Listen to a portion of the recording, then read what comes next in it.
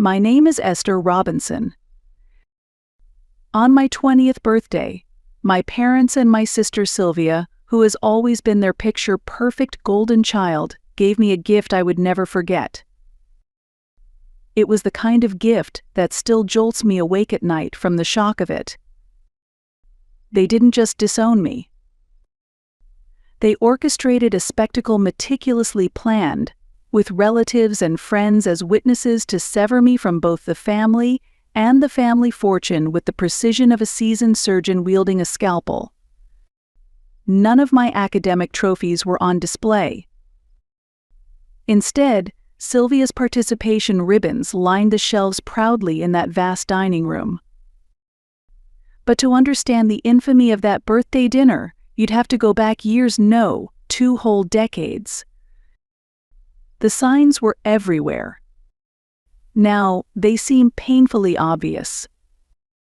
But back then, I couldn't see any of it. A week before my 20th birthday, my parents called me together. "Esther, honey," my mother began with a syrupy voice coated in fake warmth. "Your 20th birthday is going to be really special. You absolutely must come home. There's a surprise waiting." "That's right, Esther," my father chimed in. "It won't just be a family celebration. We've got something important to talk to you about. Something for your future. So let's have a family dinner on Saturday. Sylvia will be there. We've invited some relatives and friends too." "Why are you making such a big deal out of it?" I asked, feeling suspicious. Do parents need a reason to celebrate their daughter's birthday? My mother laughed awkwardly. "Be there at exactly 6, and wear that dress we gave you last Christmas, Esther. The blue one." That conservative and expensive dress made me look like a high school girl pretending to be some rich man's daughter. I hated it. An unease bubbled up from my chest, but I shoved it down, forcing myself to interpret it as excitement for their so-called surprise and important talk. I foolishly believed they were going to seriously and positively discuss my future. On the morning of my birthday, I put on that wretched blue dress in my room. The fabric felt heavier than I remembered. It was as if every thread carried the weight of expectations I could never fulfill. At 5:45 p.m., I arrived at my parents' home and parked my worn-out Honda gently between Sylvia's Audi and Aunt Virginia's Mercedes. The house was buzzing with the energy of gathered relatives. Inside, the dining room table was set with the finest Wedgwood china, genuine silverware, and crystal champagne flutes catching the late afternoon light. All of it was reserved for only the most formal occasions. Something was definitely wrong. Sylvia came to me and kissed my cheek. She was wearing a dazzling red dress unlike anything I had ever seen her in, and her perfume struck sharply at my nose like an expensive engagement ring, bold, aggressive, and impossible to ignore. "Happy birthday, Esther. You'll never forget tonight," she whispered. The way she said it sent ice rushing through my veins. Guests arrived in a steady stream. Uncle Solomon and Aunt Virginia, my cousin Trevor and his new wife, the women from my mother's bridge club, and my father's golf buddies with Rolex watches and deep disdain for anything too progressive. Everyone looked at me. Not with the familiar mix of pity and mild disapproval I'd grown used to, but with something else. Something that felt like goodbye. At exactly 6:00, my mother tapped her champagne glass. The room fell instantly silent. "Thank you all for joining us for Esther's 20th birthday," she began. Her smile was flawless and terrifying. "As many of you may know, this past year has been one of clarity for our family." My father rose and joined her at the head of the table. I sat frozen in my seat. Sylvia kept touching my arm, as if afraid I might bolt. Julianne and I have spent much time crafting our estate plans, my father announced in his boardroom voice that always made me feel small. We've made a promise to communicate our intentions transparently with our children about their futures. My heart began to pound. We have reached a formal decision on the distribution of our estate, my mother continued. Her gray eyes locked onto mine with clinical precision. Taking into careful account their sense of responsibility, potential for financial independence, and alignment with family values, we have made our decision. Sylvia has shown exceptional maturity, my father said, turning toward my sister. Her recent engagement to Marvin is just one example. Ah, yes, he completed his MBA at Harvard and now works at Goldman Sachs. Sylvia has a very pragmatic and grounded approach to building generational wealth. He paused, letting the unspoken contrast with my penniless art student boyfriend hang in the air. Sylvia will inherit the primary residence, the Lake Champlain summer home, and 75% of our liquid assets and investment portfolio. Polite applause followed. Sylvia's face gleamed with genuine delight, not just satisfaction, but pure triumph. I felt numb, as though watching the whole scene through thick glass. As for Esther, my mother continued, her voice softening with what she likely thought passed for sympathy. We intend to establish a modest educational trust.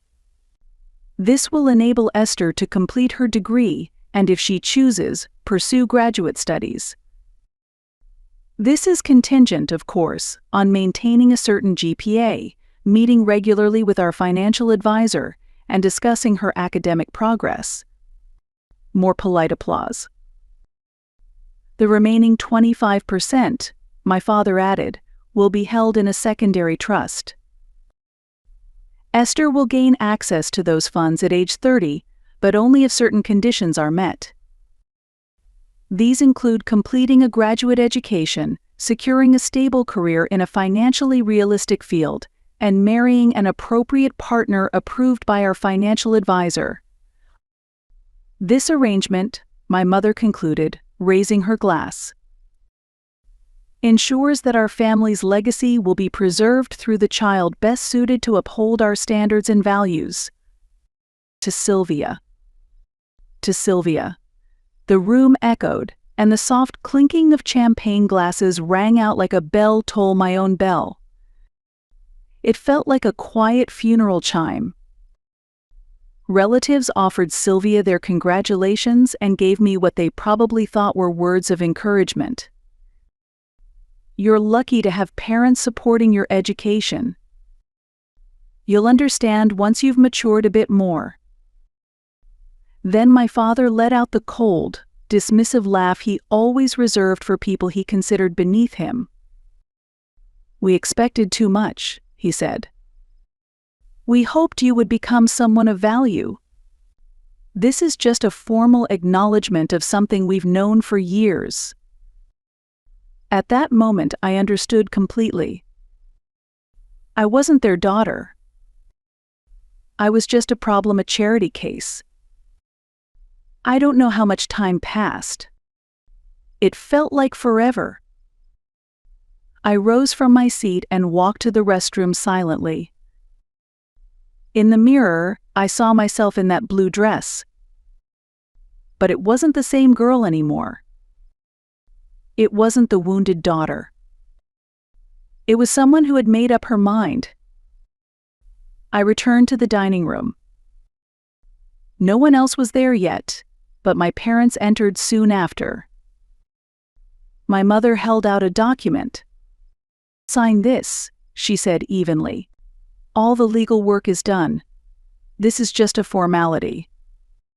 I took the document and read it. It officially removed me from any inheritance and included clauses waiving all rights to contest. With every paragraph, I felt lighter. It was finally ending. I didn't need their approval. I didn't need their love.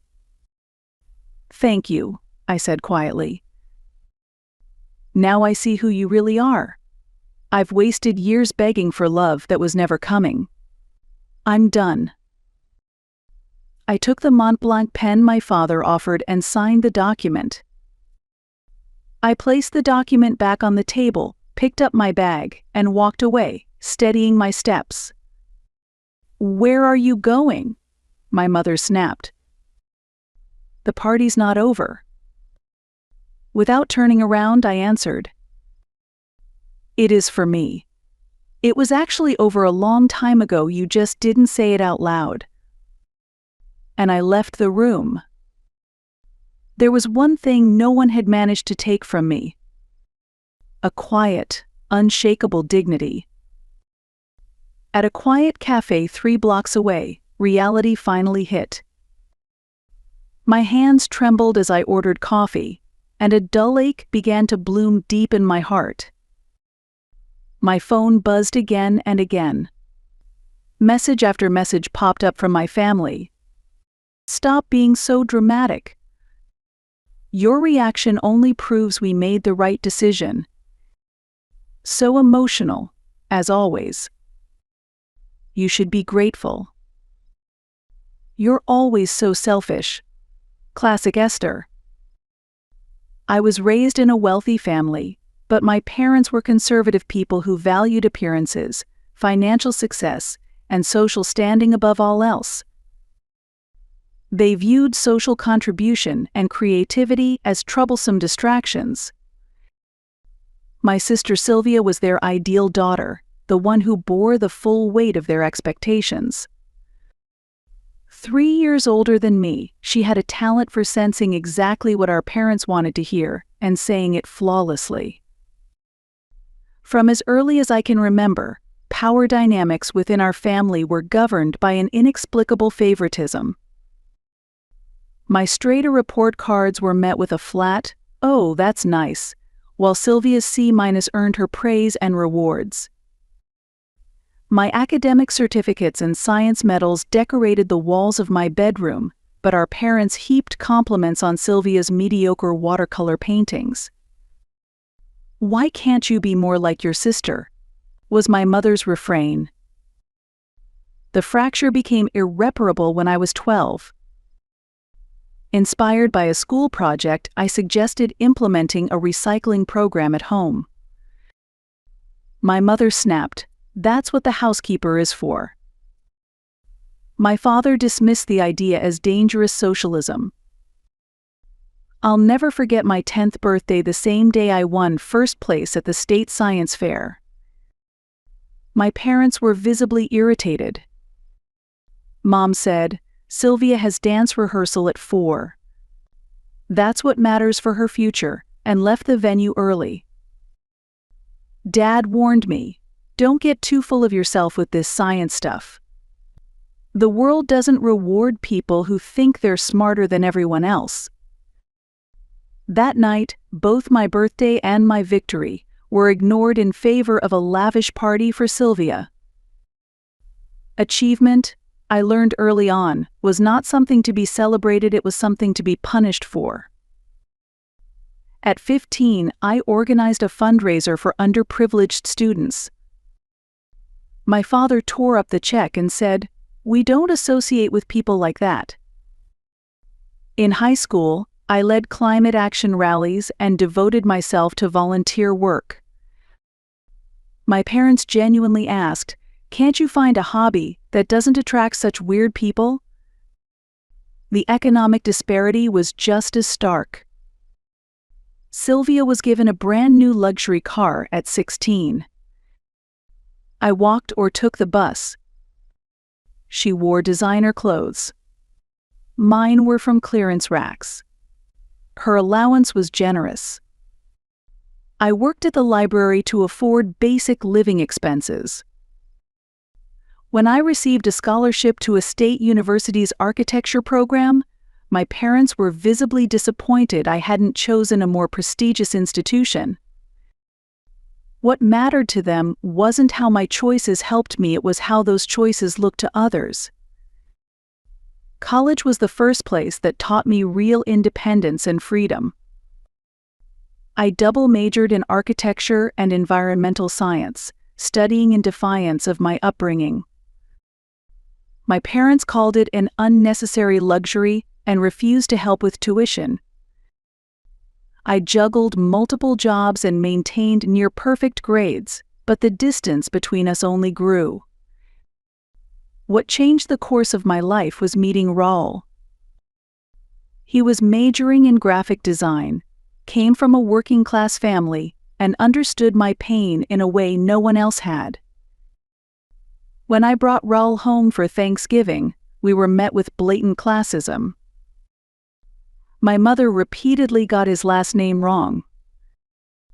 My father didn't show the slightest interest until learning Raul's father worked in construction. After dinner, Sylvia confronted me. "Seriously, Esther?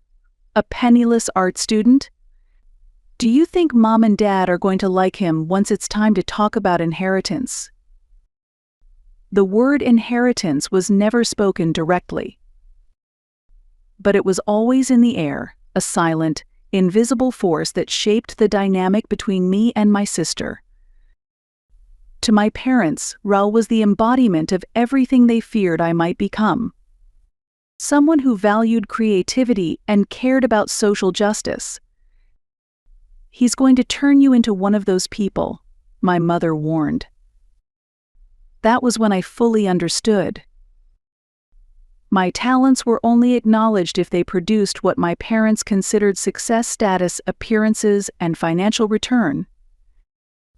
About 6 months before my 20th birthday, things began to shift noticeably.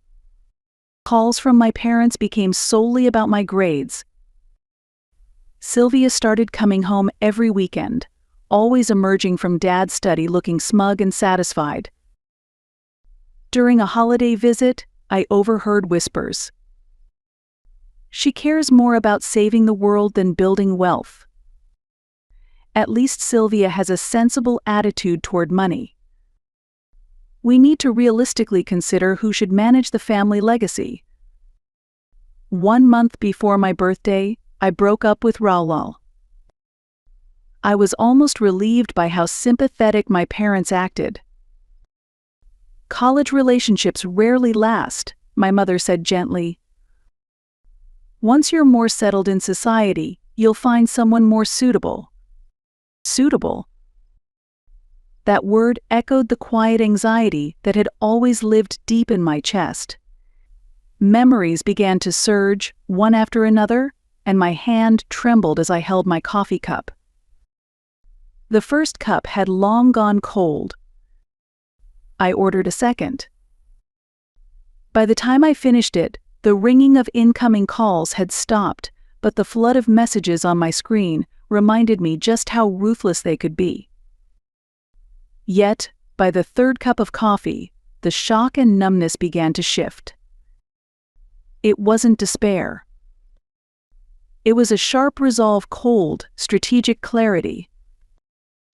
The most powerful weapon my family had ever used against me, granting and withholding their approval, no longer had any hold. My parents believed they were in complete control. But I knew better. During a break from college, I had stumbled upon financial documents revealing that my parents were still dependent on monthly transfers from my grandfather, Alfred. I'd also overheard conversations about transactions that, if exposed, could seriously damage the family's reputation. Most importantly, I had kept in direct contact with my grandfather without going through them. That trust between us remained intact and undisturbed. With a steadier hand than I expected, I made 2 phone calls. The first was to my grandfather, Alfred. I told him, in detail, everything that had happened on my birthday night. "They did that to you?" His voice, usually calm and composed, was trembling with fury. "That's enough, Esther. Come to my office at 8 a.m. tomorrow. Bring all the documents. I will stop their monthly allowance immediately. They won't get away with this any longer. The next call I made was to Santos, the family's legal advisor and the same man who had privately warned me 2 years ago about my parents' reckless financial management. "I can't say I'm surprised," he replied in a calm voice. "Your parents' decisions have been increasingly erratic lately. In fact, I've noticed some signs of misconduct. This situation might be the perfect opportunity to bring them into the open." Alfred, my grandfather, was a man who had built generational wealth through discipline and effort. He had strong convictions and never tolerated easy compromise. When I arrived at his office, he was already in the middle of a meeting with his financial analyst and personal attorney. "Show me everything," he said without hesitation. I spent 2 hours laying out each piece of the evidence I had gathered. His expression gradually darkened, and a quiet anger began to rise. "This isn't just a lapse in judgment," he said firmly. "This is organized abuse masquerading as parental responsibility." My grandfather admitted that my parents were financially dependent on him. "I've been supporting them for 30 years. The house, the cars, the vacations, even Sylvia's tuition, everything has been covered by my monthly transfers. And yet, they haven't saved a single cent responsibly." Then and there, he made 3 decisive calls. First, he contacted the bank to immediately freeze all financial support to my parents and Sylvia. Next, he instructed his attorney, who was present, to begin a full revision of his estate plans. Finally, he phoned the property management company to terminate the lease on the downtown office space my parents had been using. "They need to understand that actions have consequences," he said firmly.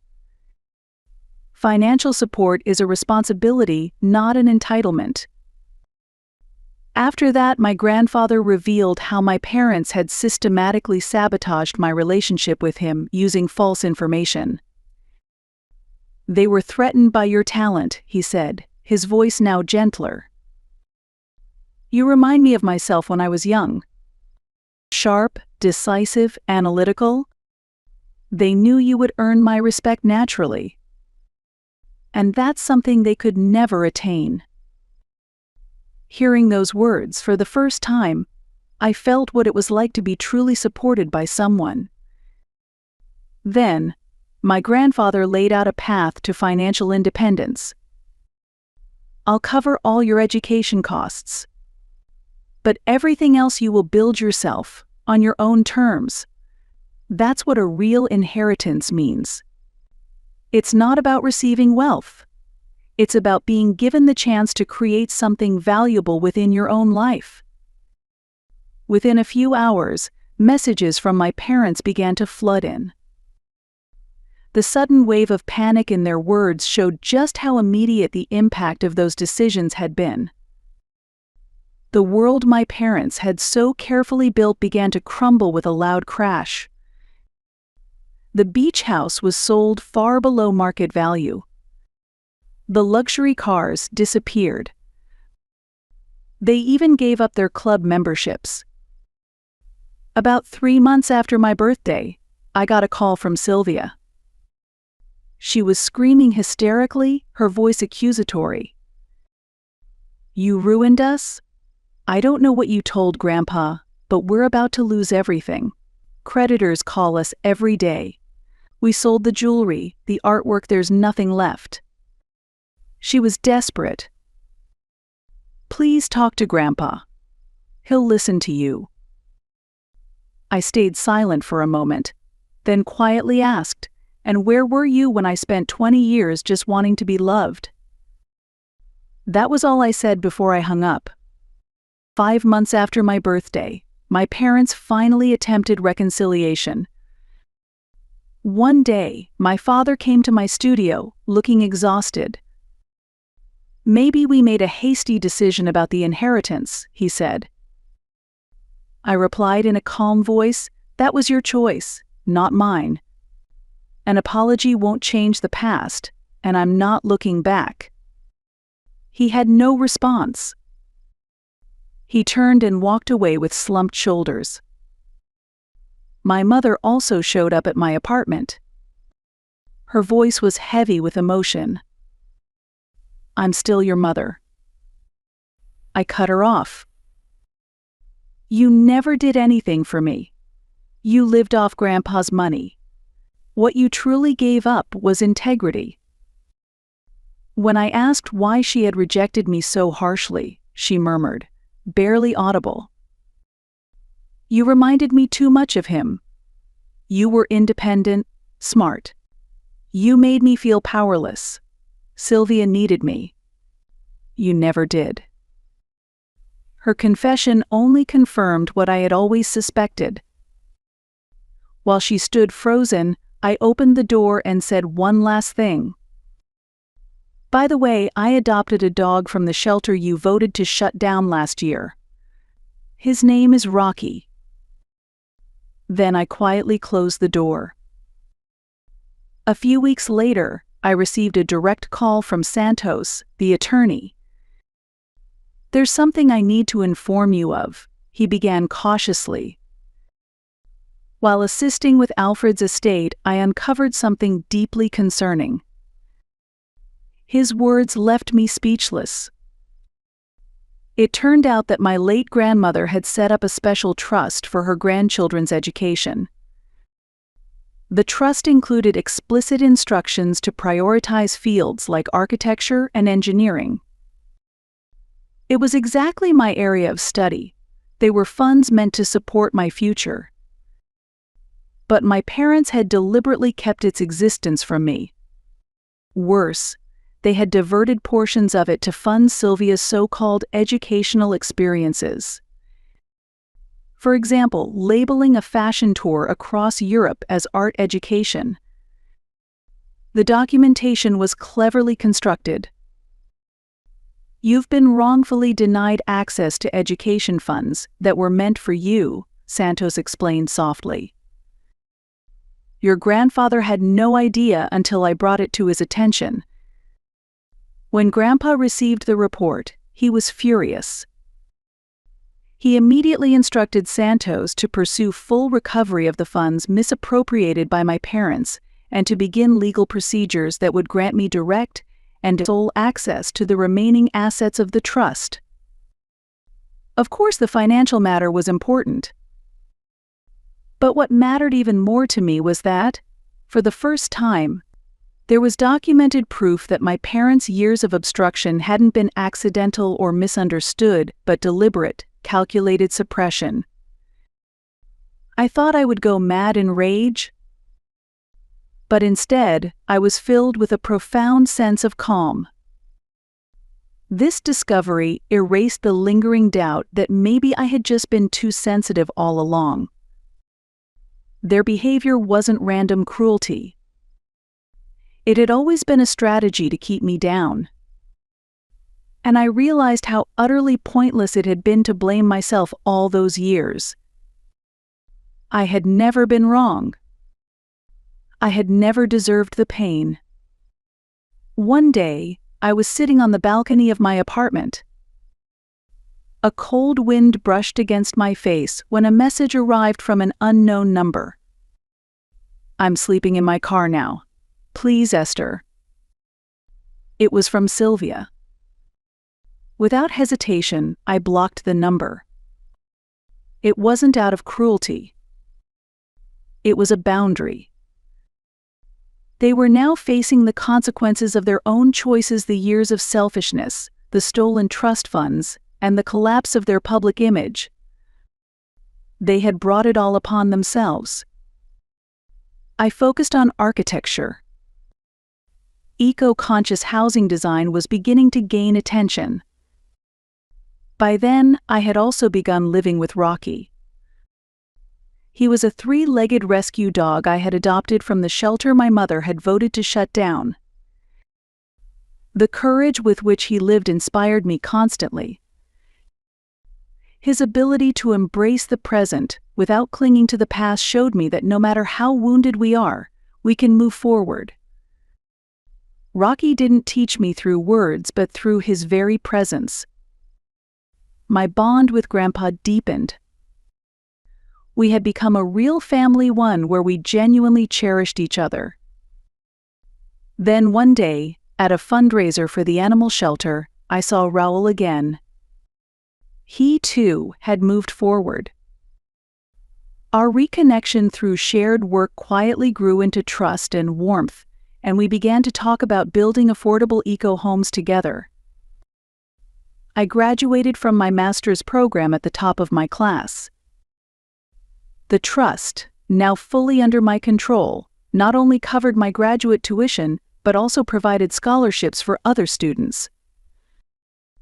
What had once been a financial wound became a gift to the community.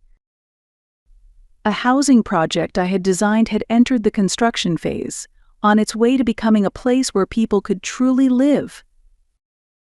Watching the blueprints turn into reality gave me a sense of accomplishment no monetary inheritance ever could. There are no family photos in my apartment. When visitors ask why, I just smile and say, families are complicated. The moment they cut me off from their inheritance, I gained my freedom. Being financially disowned awakened the true legacy within me: resilience, integrity, and the power to create. Tonight, as I review my thesis and watch Rocky sleeping quietly at my feet, I think to myself, when they rejected me, they gave me the chance to choose myself.